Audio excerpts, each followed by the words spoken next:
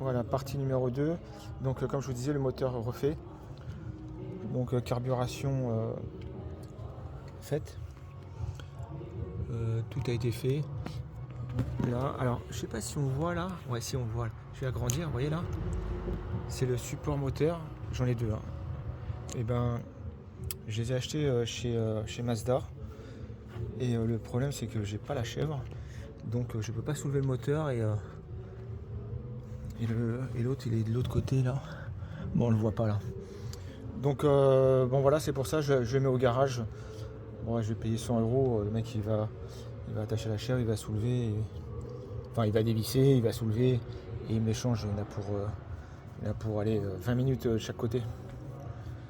Voilà.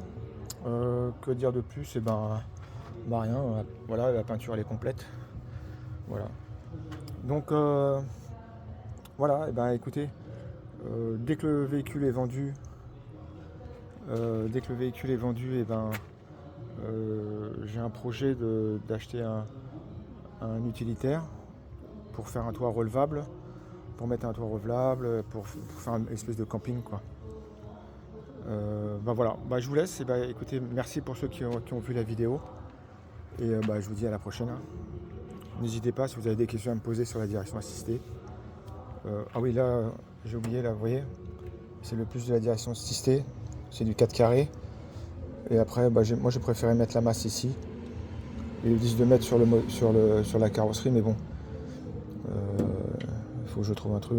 Je préfère ici, au moins comme ça, c'est fait. J'ai tiré les deux câbles. Vous voyez, ils passent là, vous les voyez. Voilà. Bon, écoutez, bah, je vous remercie hein, d'avoir vu mes vidéos et de mettre un petit like, ça fait toujours plaisir. Et au prochain véhicule.